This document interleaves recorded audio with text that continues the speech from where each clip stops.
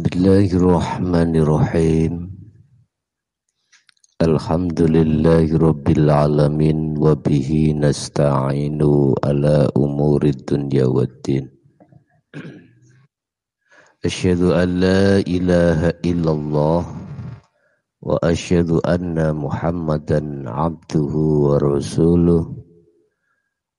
Allahumma salli wa sallim wa barik alaihi wa ala alihi wa ashabihi ajma'in.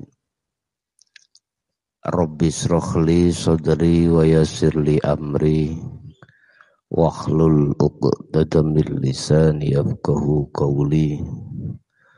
Qala Allahu ta'ala fi kitabil karim.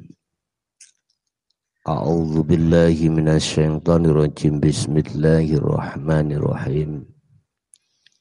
Wa ma utitum min syai'in famata'ul hayatid dunya wa zinatuha wa ma 'indallahi khairu wa abqa afala ta'qilun. Shadaqallahul adzim. Amma ba'du. Bapak Ibu hadirin, saudara-saudaraku dimanapun Anda berada. Ada beberapa fase yang dialami oleh setiap diri manusia atau di dalam beberapa alam yang menjadi satu kehidupan manusia. Pertama disebut alamul arwah, alam di mana setiap diri manusia itu hanya bersenggama pada Allah Subhanahu wa ta'ala, di mana mereka semuanya menjawab atas apa yang telah disampaikan oleh Tuhannya. Alastu birabbikum qalu bala syahidna. Wahai ruh, bukankah aku Tuhanmu? Apakah aku Tuhanmu? Maukah kau menyembah padaku? Maka seluruh arwah itu menjawab, qalu bala syahidna. Iya, Engkau adalah Tuhanku dan aku hanya bersaksi, menyaksikan, melihat, mengabdi, bersenggama hanya kepadamu. Bapak Ibu,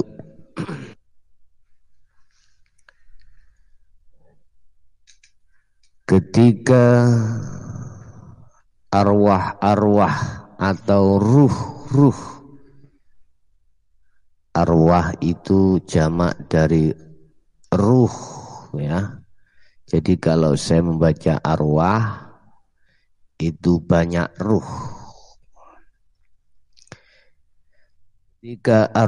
Ketika arwah itu sudah mengatakan hal tersebut, Bapak Ibu, maka ada proses kehidupan selanjutnya. Kita dimasukkan di dalam alam yang disebut alam kandungan atau alam rahim. Di situ ada waktu tersendiri ketika saat dia di alam rahim. Ini yang digambarkan oleh Allah sebagai alam surga secara hakikat, berarti Nabiullah Adam alaihissalam ketika saat itu ada di surga. Mengapa saya katakan secara hakikat itu ada di alam surga? Karena mereka semuanya la kasbin, dia tidak melakukan satu perbuatan, tetapi apa yang dia butuhkan selalu dijamin Allah. Secara syariat bentuk nutrisi vitamin dari ibu yang mengandungnya. Bapak Ibu, selanjutnya kita dimasukkan satu alam yang disebut alam dunia. Inilah alam sebagai ujian kita atas semua apa yang telah kita janjikan kepada Allah ketika ada di alam arwah yang di depan tadi. Intinya kita semua tidak akan pernah suhud, tidak akan pernah bersaksi, tidak akan pernah menyembah, tidak akan pernah taat illallah, kecuali hanya kepada Allah. Iyyaka na'budun wa iyyaka nasta'in. Dalam pertanyaan apakah hati seperti itu? Apakah arwah itu juga seperti itu ketika saat di dunia ini? Itu Anda sendiri yang menjawab.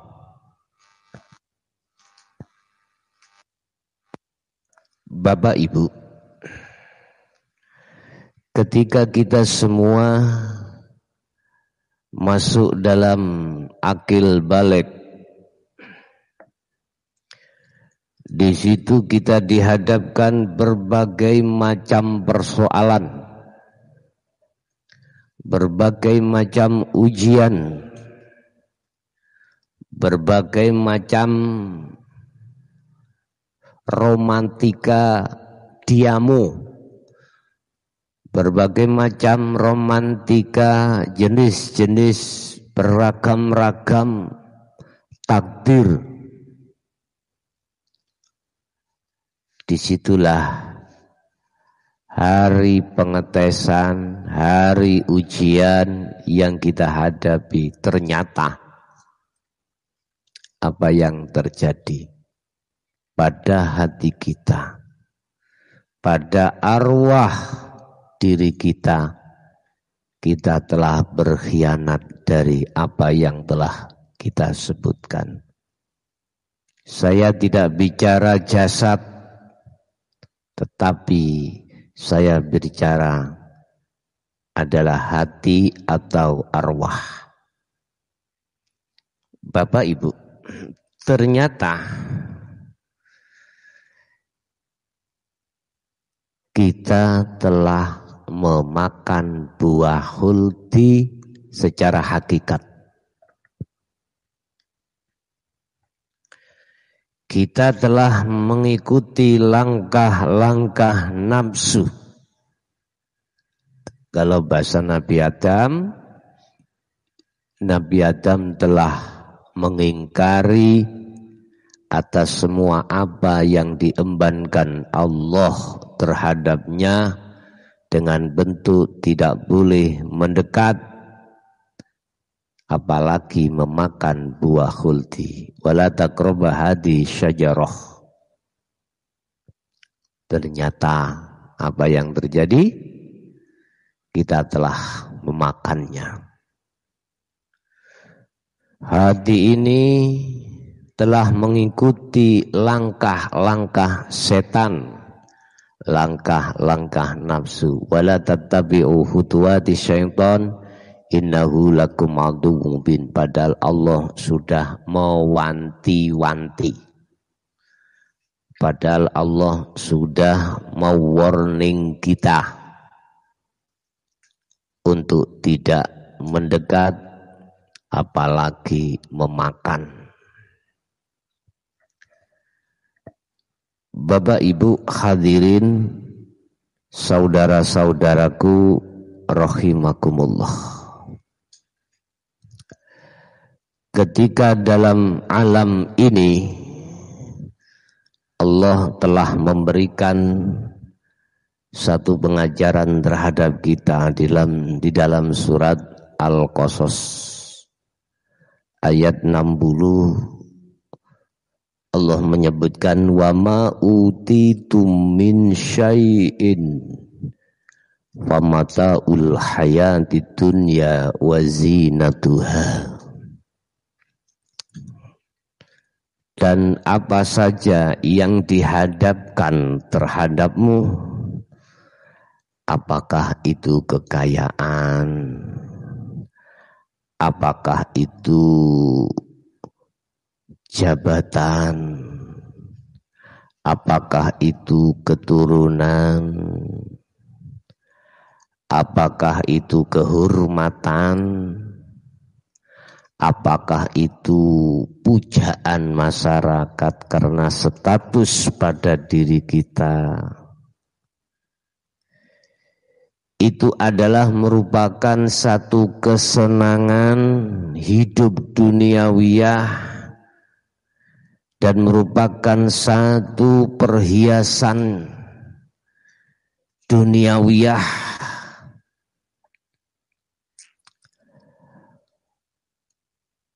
Wa ma indallah khairu wa abqa. Sedangkan apa yang di sisi Allah adalah lebih baik dan lebih kekal. Afala ta'qilun, apakah kau tidak berpikir? Artinya di dunia ini tatkala hati ini selalu mengikuti langkah-langkah nafsu, sepanjang itu kita enggak akan nyadar, kita tidak akan menyadari bahwasanya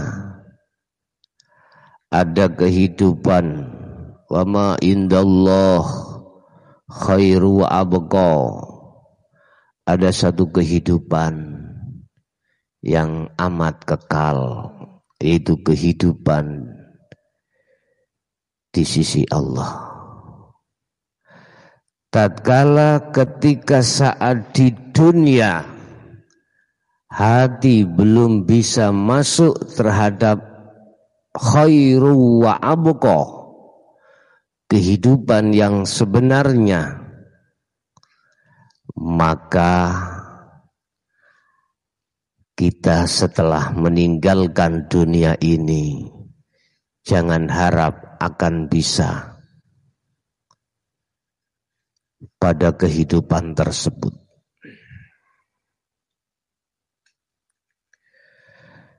Sepanjang hati ini Bapak Ibu selalu mengikuti apa yang menjadi kehendak hawa nafsu,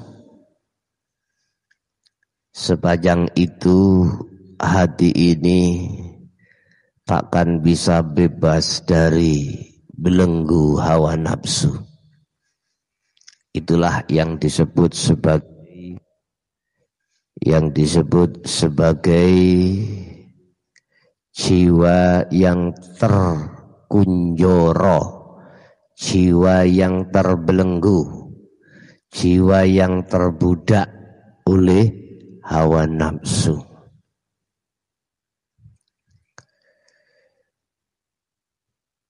Bapak Ibu rahimakumullah.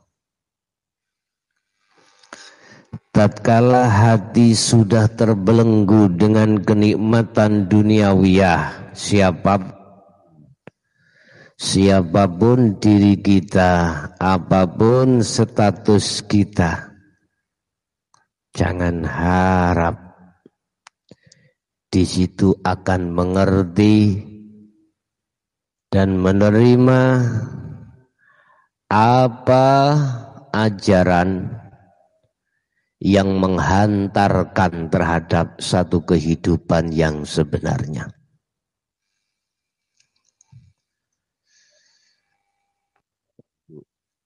Bapak Ibu, ada satu pertanyaan. Apakah ada kehidupan setelah kita di dunia ini meninggal? Bapak Ibu, di dunia ini kita itu sebetulnya adalah satu ujian. Di dunia ini adalah mazra'atul akhirah, ladang sawah, merupakan satu ladang atau sawah kita untuk menanam satu tanaman. Buahnya itu di akhirat. Kalau menjawab satu pertanyaan tadi, apakah kehidupan di dunia ini setelahnya itu ada satu kehidupan? Ada. Itulah yang sebenarnya kehidupan. Dalam ayat tadi dikatakan, wa ma indallah khairu wa abqa. Ada kehidupan yang sebenarnya kehidupan, yaitu kehidupan setelah satu kematian jasad ini. Di dalam dunia syariah dikatakan alam kubur atau alam barzah, alam di mana untuk mengubur jasad ini, Bapak Ibu, di tengah-tengah bumi. Bapak Ibu rahimakumullah,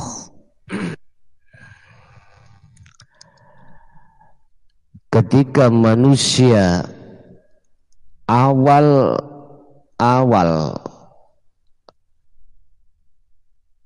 menginjakkan alam setelah kehidupan di dunia ini, disitulah semua arwah yang saat di dunia belum menyadari ada satu kehidupan wa khairu wa abqa,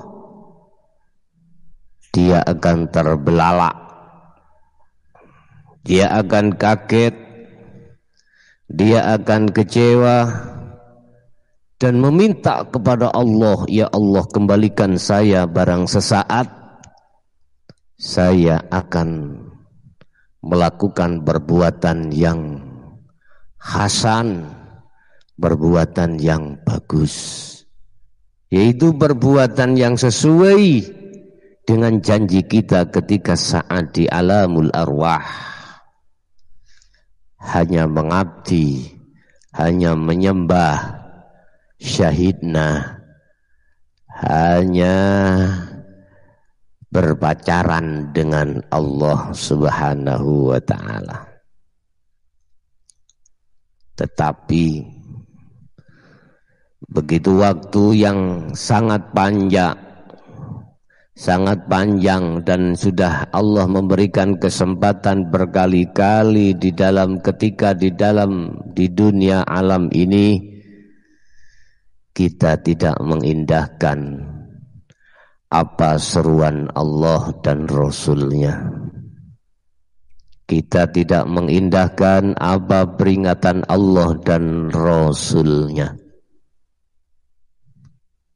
Kalau sudah seperti ini Bapak Ibu, itu namanya nasi sudah jadi bubur. Bisa. Tidak bisa. Tetapi berbahagialah Anda ketika di alam dunia ini Anda sudah mendapatkan status dari Allah sebagai Khalilullah, sebagai aulia illah, sebagai kekasih Allah. Kekasih adalah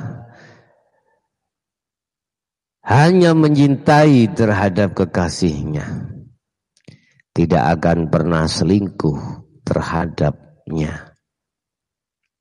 Artinya hati yang hanya berkasih mesra terhadap Allah Subhanahu wa ta'ala, tidak berkasih mesra terhadap hawa nafsunya lewat kesenangan dunia.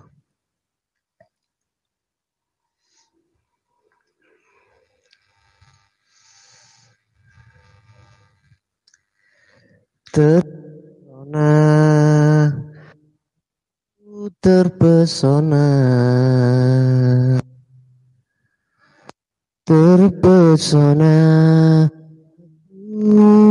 terpesona. Ini kekasih Allah. Hanya melihat wajah kekasihnya.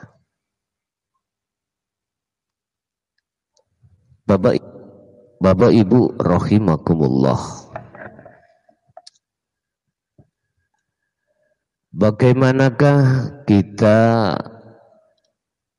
mengalami satu kehidupan alam sesudah dunia ini? Di situ ada dua.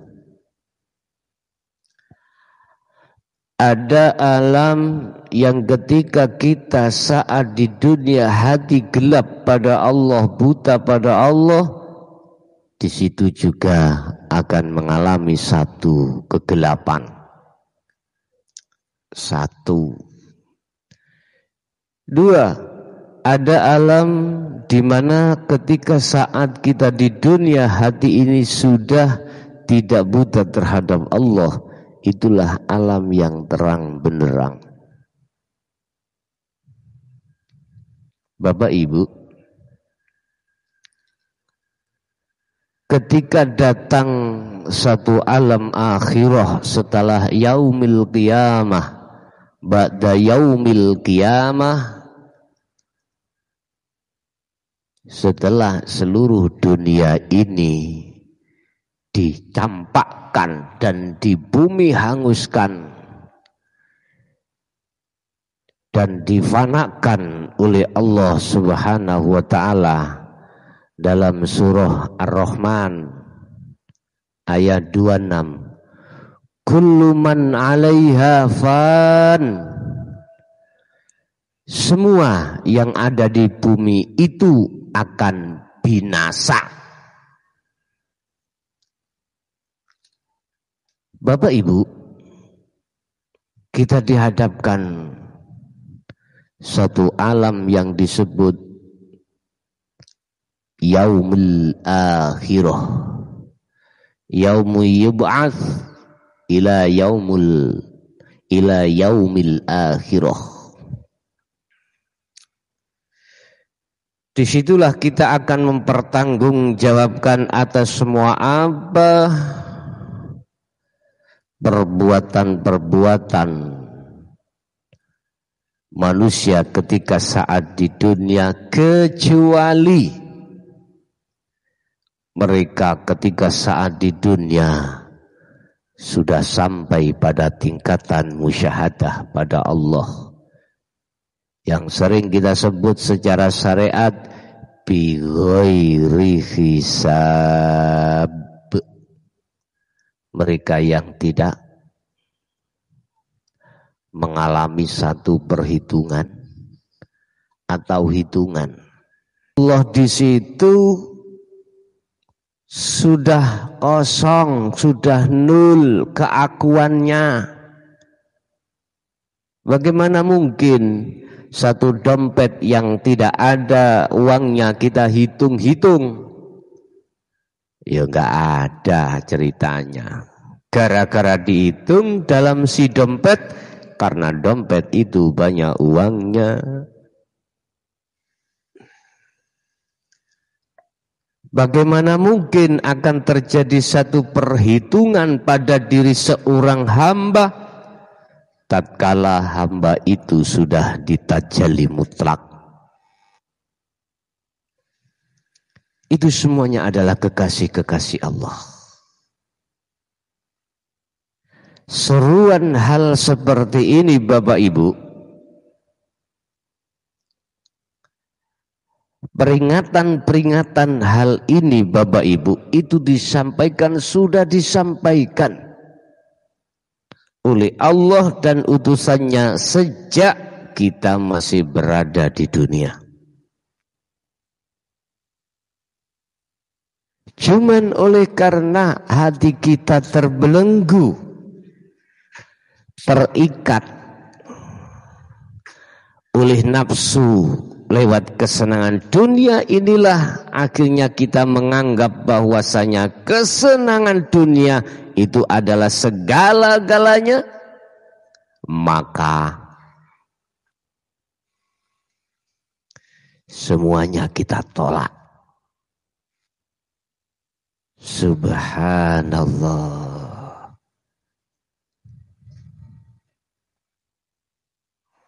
Bagaimana sejarah nenek moyang kita Nabiullah Adam alaihissalam?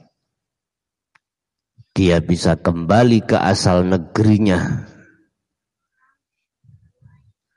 asal negeri surga, bisa kembali ke surga lagi setelah di dunia. Fatalaqo Adamu mir Rabbi kalimatin fataba alaih. Beliau setelah mau menerima ajaran Allah untuk bisa kembali kepadanya. Itukah gambaran kita menerima ajaran Allah, dinul haq, ajaran yang membuka mata hati tentang kebutaan pada Allah.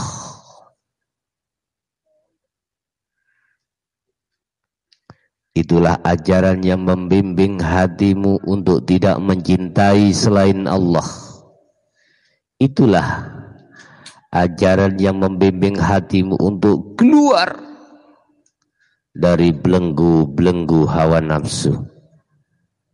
Itulah ajaran yang membimbing hati untuk menuju minadz zulumati ilan nur. Itulah ajaran hati untuk membebaskan diri dari perbudakan hawa nafsu.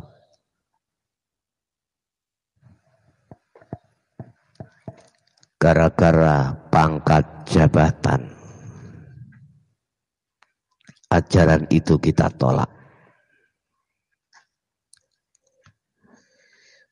Gara-gara satu kehormatan, kekayaan, ajaran itu kita tolak.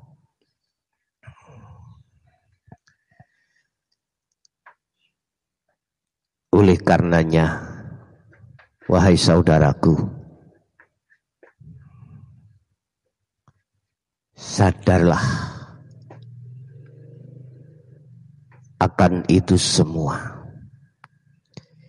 Ingat 2 poin.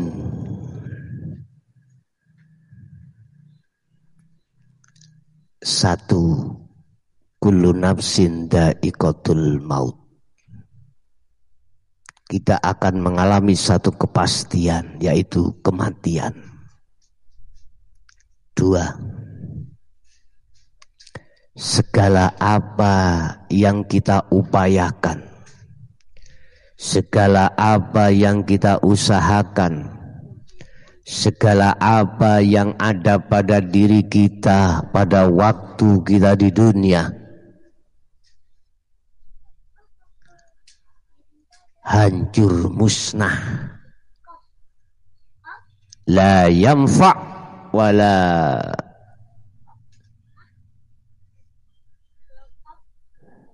tidak ada satu kemanfaatan buat diri kita. Sebab ketika saat di dunia kita habiskan waktu untuk menghambur-hamburkan hati ini terhadap kesenangan dunia. Bukan berarti perkara apa kebutuhan duniawiyah itu tidak penting. Bukan berarti perkara apa kesenangan dunia itu tidak kita butuhkan. Tetapi harus ada batas hati ini. Cukup berhenti pada jasad dan hati tetap pada Allah. Ingat, kita ditunggu hati ini atas kebenaran dari Allah Subhanahu wa ta'ala. Oleh sebab itu, wahai para manusia, apapun agama Anda, apapun negara Anda, apapun suku Anda, ingat, kita nanti akan dikumpulkan satu tempat.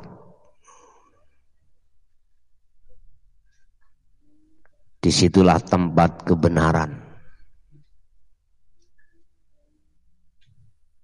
Semuanya tidak akan berguna apa yang pernah kita upayakan saat di dunia.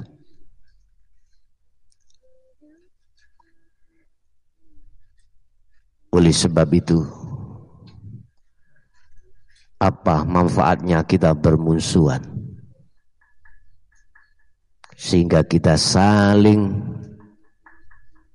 menghina, saling mencaci, saling membunuh bahkan. Apalah manfaatnya?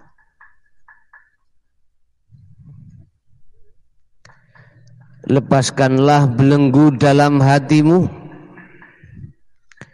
Persoalan apapun yang menjadikan hati ini hasud, hati ini takabur, hati ini riya, lepaskanlah. Mari kita sama-sama hati ini bermunajat menghadap kepada Tuhan yang Maha Esa.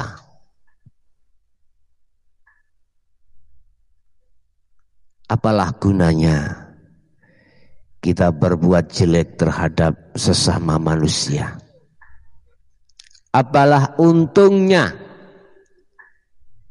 kita mencelakai sesama manusia?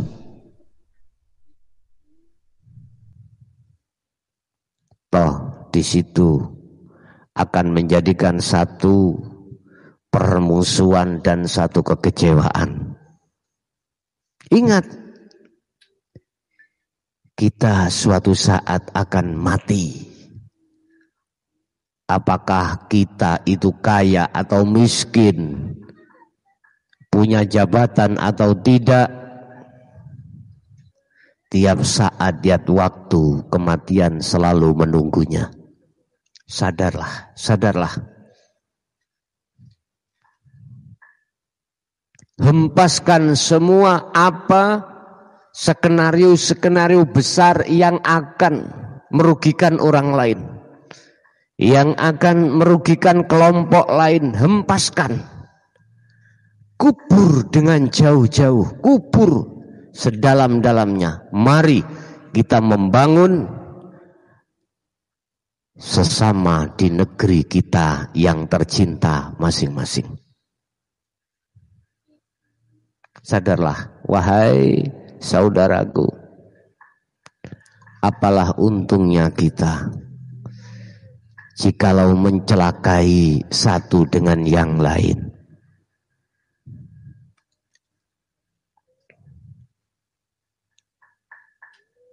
Ingat satu hal, apabila ketika saat di dunia hati ini masih buta terhadap Tuhannya, maka setelah kematian kita pun akan buta. Dan itulah orang yang paling merugi di atas orang yang rugi. Merugilah kita Bapak Ibu. Hati dan pikiran kita pergunakan untuk membesarkan kelompok kita, membesarkan pengaruh kita, memperkuat ketahanan kita. Satu sisi hati kita, jiwa kita sendiri terbelenggu oleh hawa nafsu. Maukah Anda sebagai seorang seperti lilin menerangi orang tapi hancur sendiri? Jangan.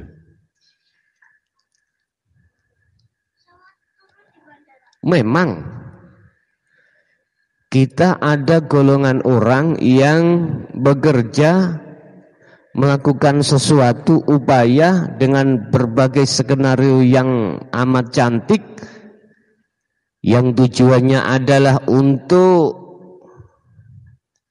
mencelakakan kelompok satu dan memenangkan kelompok yang lain. Sementara hati kita sendiri belum bisa terhadap Tuhan yang Maha Esa. Rugi banget, sungguh. Makanya Allah mengatakan dalam satu ayat, ku anfusakum, diri kita. Kita jangan menoleh terhadap siapapun. Diri kita amankan. Hati ini amankan.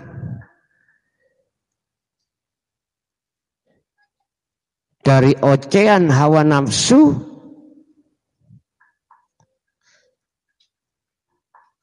dari propaganda hawa nafsu. Setelah itu wa ahlikum, dan anak istrimu, keluargamu. Ini konteksnya bukan persoalan dohir. Konteksnya adalah persoalan hati terhadap Tuhan. Masih gelapkah hati terhadap Tuhan? Itu yang nomor satu yang harus kita pikirkan. Jangan buru-buru kita mencanangkan satu sistem atau skenario untuk menjatuhkan kelompok lain. Jangan. Itu tidak ada manfaatnya. Saya harap seluruh golongan dari apapun latar belakang Anda, hilangkan angan-angan dan pikiran yang seperti ini. Mari hati kita sama-sama ada satu persoalan besar. Apa? Hati ini masih gelap pada Tuhan yang Maha Esa. Kita upayakan bagaimana caranya hati ini menjadi terang benderang terhadap Tuhan yang Maha Esa. Setelah itu keluarga kita. Sebab semuanya itu kita akan ditunggu satu masa, yaitu kematian, yang di situ Anda tidak bisa berbuat apa-apa. La yastaqdimuna la yastakhirun. Hal itu manakala sudah datang tidak akan pernah bisa dimajukan atau diundurkan. Subhanallah. Saudaraku,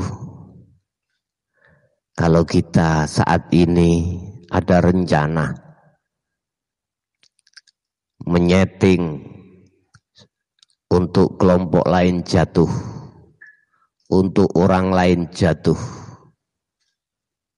sudahi. Mari kita sibukkan hati ini hanya untuk pada Tuhan yang Maha Esa, karena kita akan dipanggil suatu saat, dan itu kita tidak tahu. Merugilah kita manakala panggilan itu sudah datang, kita belum ada satu persiapan. Dari instansi manapun Anda, mari kita saling membangun hati ini hanya kepada Tuhan yang Maha Esa. Boleh di sela-sela itu kita membangun secara fisik ini, tapi itu tidak akan pernah berhasil manakala kita disibukkan baik fikir maupun hati untuk menjatuhkan orang lain supaya mengamankan status kita. No, jangan kau lakukan itu. Apalah guna dan manfaatnya? Yang ada pasti penyesalan di kemudian hari. Percayalah. Bapak Ibu hadirin, saudara-saudaraku, dimanapun Anda berada, masuk dalam satu kesimpulan. Pertama, kita di dunia itu hanya sesaat. Apalah gunanya kita menjatuhkan, membumi, hanguskan, membunuh kelompok lain demi kita mempertahankan kekokohan fisik, sementara hati ini masih gelap terhadap Tuhan yang Maha Esa. Yang kedua,